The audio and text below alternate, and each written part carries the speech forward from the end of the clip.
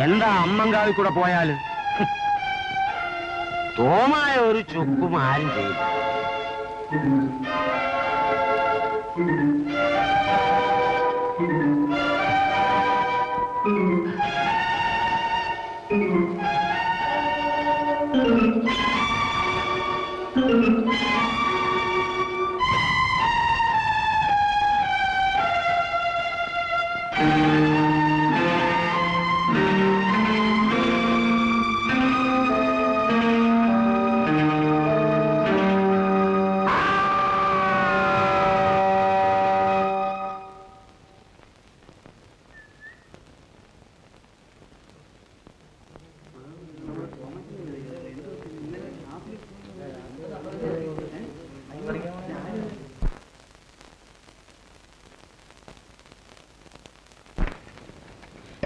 വാസോണ അറിഞ്ഞില്ലേ? ആ ഉന്തുവണ്ടി തോമ അമ്മങ്കാവിനോട് ചത്ത് കിടക്കും.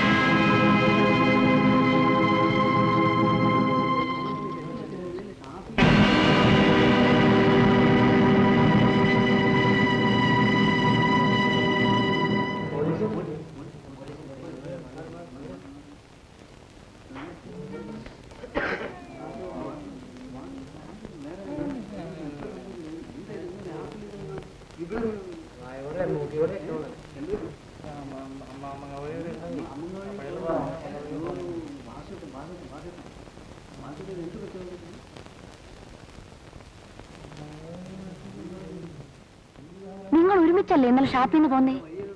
പോണ്ടാന്ന് ഞാൻ 10 പ്രാവശ്യം പറഞ്ഞതാ. ഞാറ് നടാൻ പോയ കാളിപ്പലക്കള്ളി ആദ്യം കണ്ടേ. ഇപ്പൊ ഇതും കൂടെ ചേർത്ത് അമ്മങ്കാവിന്റെ നടയിൽ ചത്തു കിടക്കുന്ന 9ാമത്തെ ആളാ.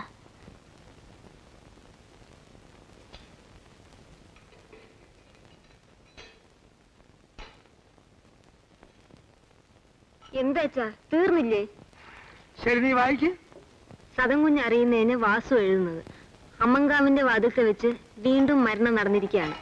ആളുകളുടെ മനസ്സിൽ അങ്കലാപ്പും പേടിയുമാണ്. സതംകുഞ്ഞ് ഇനി ഇവിടെ വന്ന് താമസിക്കുമെന്ന വിശ്വാസമൊന്നും വാസുവിനില്ല. ഈ വസ്തു കയ്യിൽ വെച്ചുകൊണ്ടിരിക്കുന്നതിൽ ഭേദം വിൽക്കുന്നതാണ്. സതംകുഞ്ഞിന്റെ അഭിപ്രായം എത്രയും പെട്ടെന്ന് അറിയിക്കുമല്ലോ. വാസു എന്താണ് ചെയ്യേണ്ടതെന്നുള്ള വിവരം മടക്ക തപാലിൽ എഴുതി അറിയിച്ചാൽ വളരെ സഹായം എന്ന വാസു.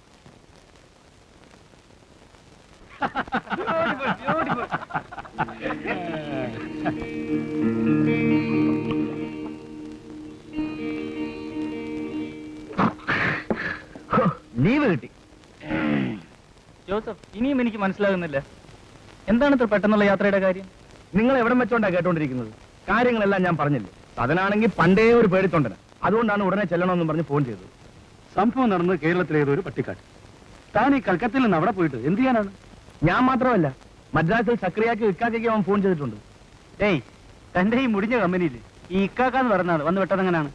മദ്രാസിൽ ഞാനും സദനും കറിയായി ഒന്നിച്ച് പഠിച്ചോണ്ടിരുന്നപ്പോഴൊക്കെ കാശിന് പെട്ടെന്ന് വല്ല ആവശ്യം വന്നാൽ ഇക്കാക്കയുടെ കടയിൽ നിന്ന് ചൂണ്ടും. ആൾക്ക് 40 വയസ്സുണ്ടെന്നേ ഉള്ളൂ. ഒരു ജോലി പാർട്ടിയാ. എന്നാലൊരു അഡ്ജസ്റ്റ്മെന്റ്. നാളത്തെ പാർട്ടിയും കഴിഞ്ഞ് താൻ വയ്ക്കോ. എന്താ? പക്ഷെ എനിക്ക് നാളെ തന്നെ പോയേ പറ്റൂ. ഞാൻ കാര്യങ്ങളെല്ലാം തുറന്നു പറഞ്ഞല്ലോ. അച്ഛനും അമ്മയും ഇല്ലാത്ത എന്നെ അനാഥാലയത്തിൽ നിന്ന് പുറത്തു കൊണ്ടുവന്ന് ഈ നിലയിൽ പഠിപ്പിച്ചെടുത്തത് തന്നെ സദന്റെ അമ്മാവനാണ്. അദ്ദേഹം മരിക്കുമ്പോൾ എന്നോട് ഒന്നേ ആവശ്യപ്പെട്ടു, സദന് തുണയായിരിക്കും. സദനാണെങ്കിൽ ആദ്യമായിട്ടാണ് എന്നോടൊരു സഹായം ആവശ്യപ്പെട്ടത്. ഏതായാലും താൻ പോകാൻ തീരുമാനിച്ചു. അതുകൊണ്ട് പറയുക, നാട്ടുമ്പുറത്തെ പെണ്ണുങ്ങളും ബഹുക്ഷേമമാകട്ടോ. ഇതാണ് മിസ്റ്റർ ജമാലിന്റെ ഇപ്പോഴത്തെ ശരീരഘടന. ആ നിലയ്ക്ക് ഒരു വിവാഹം ഒഴിവാക്കുന്നതായിരിക്കും ഭംഗി. അത് ഞാൻ പറഞ്ഞു കഴിഞ്ഞു ഡോക്ടർ. ഇക്കാക്ക സമ്മതിച്ചിട്ടുമുണ്ട്. പക്ഷേ ഡോക്ടർ പറയുന്നത് ലൈംഗികമായ ശേഷി ഇനി ഇക്കാക്കുണ്ടാവില്ലെന്നാണ്. എന്ന് പറയാനാവില്ല.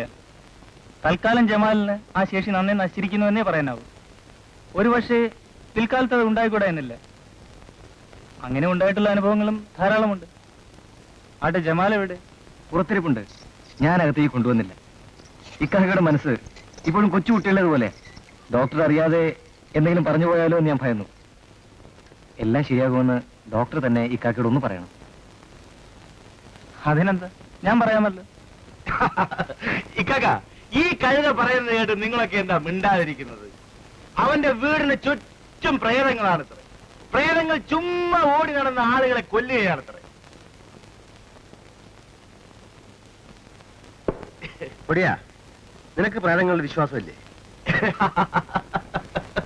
പൊടിയാ, നിനക്ക് വിശ്വാസമില്ലെങ്കിൽ നീ വിശ്വസിക്കണ്ട. പക്ഷേ നിനക്ക് വിശ്വാസമില്ലാത്തതൊക്കെ അസത്യമാണെന്ന് ധരിക്കരുത്. ജോസഫ്, പ്രേതങ്ങളെ നീ നമ്പണ്ട.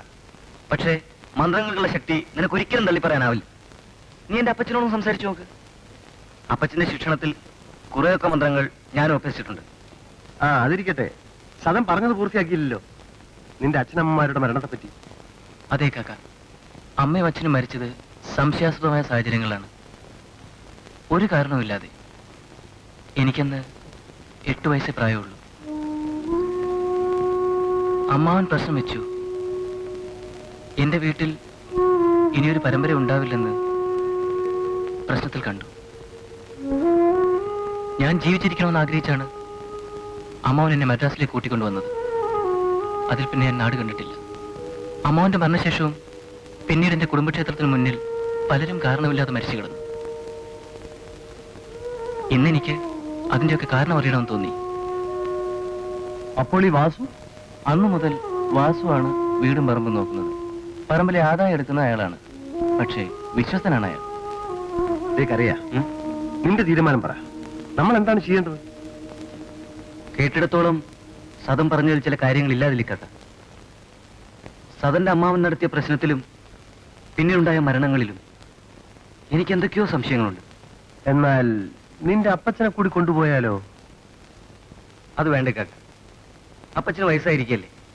എന്റെ കയ്യിലും അത്യാവശ്യം ചില മന്ത്രങ്ങളുണ്ടല്ലോ. പക്ഷെ അത് മാത്രം പോരാ. വർഷങ്ങളായി ആൾവാസമില്ലാത്ത വീടാണ് സദന്റേത്. നാം താമസം തുടങ്ങുന്നതിന് മുൻപ് ചില പൂജകൾ ചെയ്തേ മതിയാവും. അതിനു പറ്റിയൊരാളുണ്ട്, രംഗയ്യ. അപ്പച്ചന്റെ ശിഷ്യനാണ്. ഞാൻ രംഗയ്യക്ക് നേരത്തെ ഫോൺ ചെയ്ത് കഴിഞ്ഞു. തിരിച്ചു വിളിക്കാമെന്ന് പറഞ്ഞിട്ടുണ്ട്. കുടിയൻ എന്താ മിണ്ടാത്തത്? അല്ലിക്കാക്ക, ഞാൻ ആലോചിക്കുകയായിരുന്നു, ഈ പ്രേതങ്ങളിൽ കൂടുതലും പെണ്ണുങ്ങളാണെന്നാണ് അറിവ്. ഈ പാർട്ടീസ് നേരെ വിരട്ടിക്കഴിഞ്ഞാൽ മുടിയെല്ലാം വിതർത്തിയിട്ട് വെള്ള സാരി ഉടുത്ത് ഫുൾ ഫോമിൽ അലഞ്ഞു നടക്കുമെന്നാണ് കേൾവി. 1 മാസത്തെ താമസത്തിനിടയിൽ അങ്ങനെ ഏതെങ്കിലും ഒരു കക്ഷിയെ പരിചയപ്പെടാൻ കഴിഞ്ഞാൽ... ഒരു കാര്യം തുറന്നു പറയുന്നതിൽ വിഷമം തോന്നരുത്. നമ്മുടെ ഈ യാത്രയിൽ ജോസഫ് കൂടി ഉണ്ടാകണമെന്ന് എനിക്ക് അഭിപ്രായമില്ല. മറ്റൊന്നും കൊണ്ടല്ലേ കാക്ക, അത്രയ്ക്ക് ശ്രമകരമായ ഒരു പണിക്കാണ് നാം പോകുന്നത്. ദേഹവും മനസ്സും ഒരുപോലെ ശുദ്ധിയായിരിക്കും. അതിലേറെ വിശ്വാസവും വേണം. ജോസഫിന്റെ വിശ്വാസം നമുക്കൊക്കെ അറിയാവുന്നതാണല്ലോ. ചേല ചുറ്റിയ തെങ്ങ് കണ്ടാൽ അറച്ചു നിൽക്കുന്നവനായി ഈ ജോസഫ്. അത്തരം മനസ്സുകാര് കൂടെ വരാതിരിക്കുന്നതാ ഭംഗി.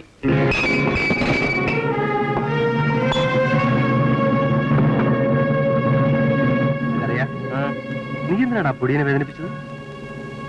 ഇല്ലേ, അവന്റെ പണക്കം മാറ്റ്.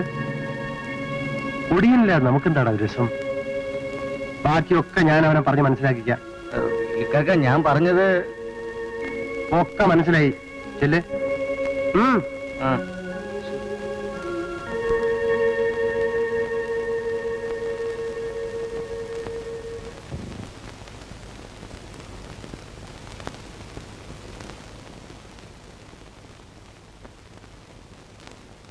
ഹൗസപ്പേ, ഇതാ ഹൗസപ്പേ, കറിയാ ചുമ്മാ പറഞ്ഞാലേടാ. അതിന് നീ പിണങ്ങുന്ന എന്തിനാ? ഇതാ നോക്ക്, നീ കൂടെ വന്നോ? വേണ്ട, ഞാൻ വരുന്നില്ല. ഞാൻ ശുദ്ധിയില്ലാത്തവൻ. ആ ഇക്കാക്ക, രംഗയുടെ പോണമെന്ന് തോന്നുന്നു.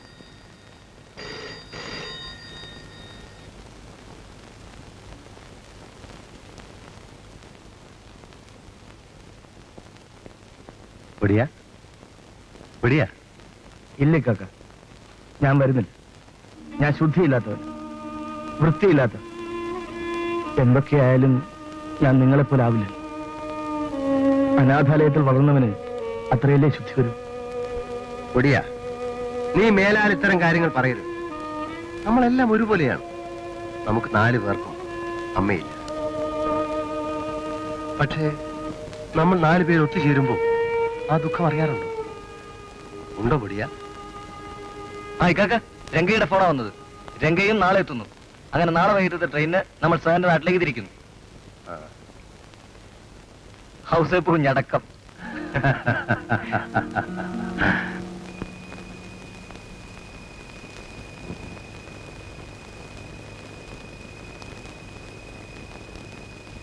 ഗോമതി, നീ ഇതുപോലെ ഒരു ഇരിപ്പിരുന്നാൽ എങ്ങനെ ഇരിക്കും?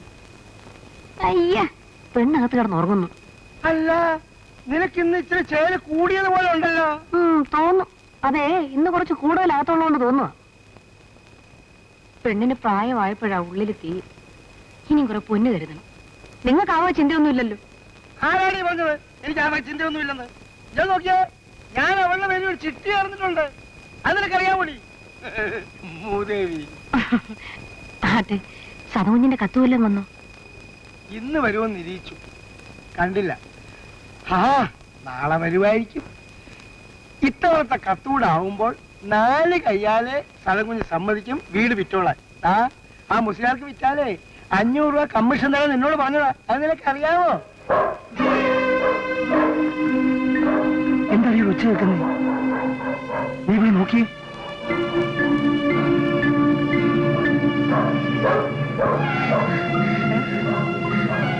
എന്താ കാര്യം? എനിക്ക് വയ്യ, നിങ്ങളൊന്ന് പോയി നോക്കിയേ. എന്താ കാര്യം ഒന്ന് പറ. വെളിച്ചപ്പാടിന് പോയി ഒറ്റവൻ നിൽക്കുന്നു.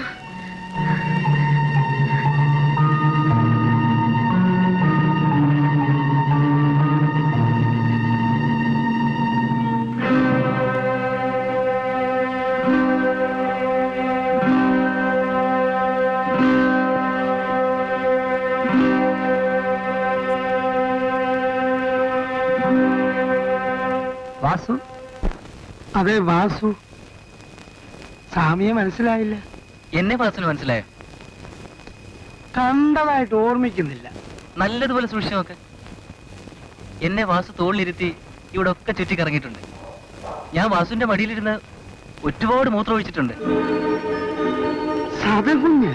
ആ, അപ്പൊ എന്നെ മറന്നിട്ടില്ലല്ലേ? ഇതൊക്കെ എന്റെ സ്നേഹിതന്മാരാണ്.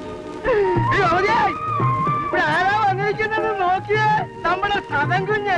അയ്യോ, പിന്നെ അവൾ നിങ്ങളെ കണ്ട് പേടിച്ചാണ്ട് അകത്ത് പോയിരിക്കുക. അയ്യോ, ഞങ്ങളിപ്പോ കുഞ്ഞിന്റെ കാര്യം പറഞ്ഞ് നാക്ക് വായിലോട്ട് ഇട്ടതേ ഉള്ളൂ. കുഞ്ഞാപ്പോൾ വലിയ കനവും പൊക്കമൊക്കെ വെച്ചു പോയല്ലോ. ഇവിടെ ഇരിക്കാനെ കൊണ്ട്. വാസു വിഷമിക്കണ്ട, ഞങ്ങൾ ഇവിടെ നിന്നോളാം. സ്വാമി ഇരുന്നട്ടെ. സ്വാമി, വാസു ഒരു നിമിഷം.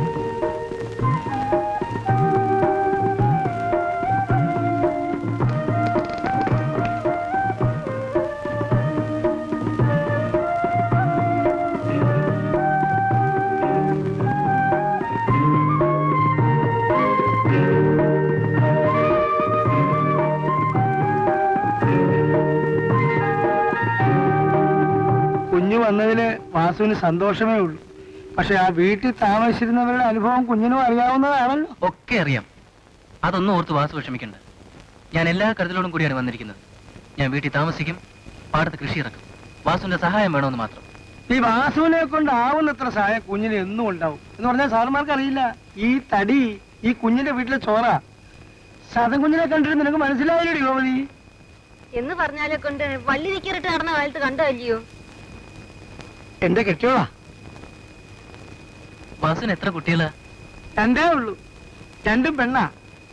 അതി പിന്നെ ഞാൻ പോയി ജാതകം നടത്തി. എഴുതി എന്തോടി ഗോമതി എന്റെ പേര്? ആ, എന്റെ പേര് പോലെ ഇരിക്കുമല്ലോ. ആ, വാസൂട്ടമി. വാസു ഞങ്ങളുടെ കൂടെ ഒന്ന് വരണം. ഒരു ചെറിയ പൂജയുണ്ട്, അതിനുള്ള ഒരുക്കങ്ങൾ ചെയ്യണം. അതുപോലെ തന്നെ ഞങ്ങളുടെ അടുക്കള ശരിയാകുന്നവരെ ഗോമതിയുടെ സഹായം വേണം. അതൊന്നും ഓർത്ത് കുഞ്ഞു വിഷമിക്കണ്ട, അതിനൊക്കെ ഞങ്ങളുണ്ട്. അങ്ങോട്ട് നടന്നല്ലോ, ഞാൻ താക്കോൽ എടുത്തിട്ട് പുറകെ വരാം.